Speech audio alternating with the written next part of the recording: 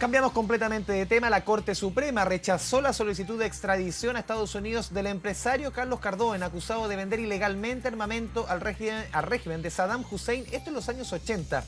Para profundizar en el tema nos acompaña la abogada de Carlos Cardón, Joana Gesca. Joana, bienvenida a Canal 24 Horas. Muy buenas tardes.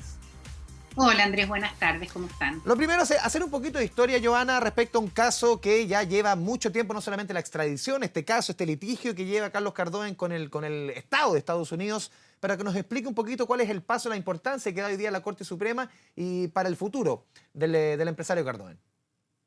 Bueno, este es un paso fundamental porque Carlos, desde que se presenta una acusación en Estados Unidos, que es el año 93, toda la vida en el fondo estaba solicitando poder contar su lado de la historia, ¿eh?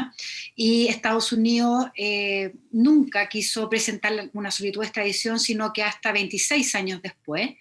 Y en este sentido, en este proceso a nosotros se nos permitió contar nuestra historia, se nos permitió demostrar con todo tipo de documentos, con documentos desclasificados de la CIA, en fin, demostrar que todo esto no era sino que una suerte de acusación más bien de tipo político, en su momento del presidente Bush, para tratar de zafar del entuerto que se habían metido apoyando a Irak en circunstancias que luego invade Kuwait. Entonces, la resolución de hoy en realidad viene a ser un espaldarazo hacia Carlos Cardún, que ha venido señalando esto desde el comienzo, y la Corte Suprema decide no extraditarlo, no solo en base a que los hechos efectivamente se encontraban prescritos, sino que en base a que los hechos no eran constitutivos de delito, en que no había tratado, básicamente en que los antecedentes que proporciona Estados Unidos no son antecedentes serios como para proceder a extraditar al señor Cardún. El señor Cardón, en la práctica, va a seguir obviamente dentro, porque él no sale de Chile hace muchos años, obviamente por el peligro que la Policía Internacional ante esta demanda de Estados Unidos lo capture. Él obviamente va a tener que seguir en las mismas condiciones sin salir de Chile. Sí, por el momento, efectivamente, el rechazo a la extradición no significa necesariamente que los cargos que penden en contra de él en Estados Unidos se dejen sin efecto. Sin embargo, el espaldarazo a la Suprema fue muy, muy importante porque incluso la sentencia de primera instancia, que no es revocada, sino que al revés, confirmada en todas sus partes, llega a señalar que esta alerta roja que pesa sobre él es una alerta roja ilegal, en el sentido de que la alerta roja debe ser utilizada para pedir la extradición de un ciudadano y no para mantener a un ciudadano en el fondo recluido en su país. Entonces estábamos nosotros esperando que saliera este fallo, que teníamos la esperanza y la convicción de que iba a ser favorable a nosotros, para los efectos de ahora encargarnos de dejar sin efecto la alerta roja. Sí, porque en el fondo aquí lo que decía la Corte Suprema se refiere al tema de la extradición, no va al fondo porque eso es de la justicia de Estados Unidos. En el fondo Exactamente. lo que decía la Corte Suprema quizás no tenga tanta incidencia y Carlos Cardún en la práctica va a tener que seguir dentro del territorio chileno quizás ¿hasta cuándo? Exactamente. Ahora, como te digo, con esta resolución, que es una resolución muy importante, que en fondo se mete en el fondo del asunto, porque se pronuncia respecto a lo que nosotros presentamos. Nosotros acreditamos que las autoridades norteamericanas conocían los negocios de Carlos Cardún, que los negocios de Carlos Cardún fueron apoyados por las altas autoridades de Estados Unidos en su momento. Esa es una información que la Corte Suprema acoge y que de alguna manera recoge la sentencia del señor Carlos Aránguiz, que como te digo es confirmada en todas sus partes por la segunda sala.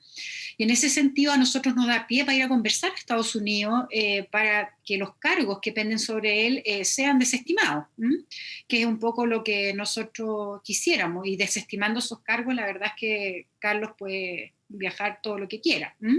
Esto es una resolución que nos encamina muy importantemente hacia lograr ese objetivo. Pero como te digo, el primer objetivo de Carlos era realmente lo que ha sucedido hoy día, que es rehabilitar su nombre, que los hechos que él cometió no son delitos. Es un fallo que es muy histórico y es muy, muy bueno para él y para su nombre, para su familia, y que viene a reforzar lo que él ha venido diciendo estos últimos 30 años.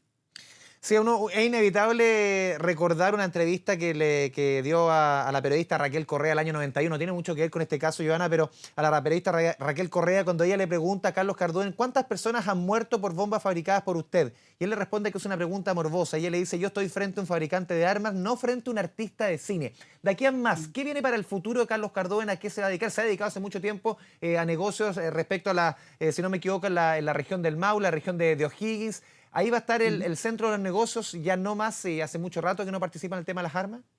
Sí, él mucho tiempo. De hecho, nosotros creemos que una de las razones por las cuales precisamente Estados Unidos hizo estas acciones legales tuvo que ver con que Carlos Cardoen fue un gran, digamos, empresario en los ámbitos en que a Estados Unidos realmente le causaba una competencia que no era habitual en un país sudamericano, la verdad, latinoamericano en general.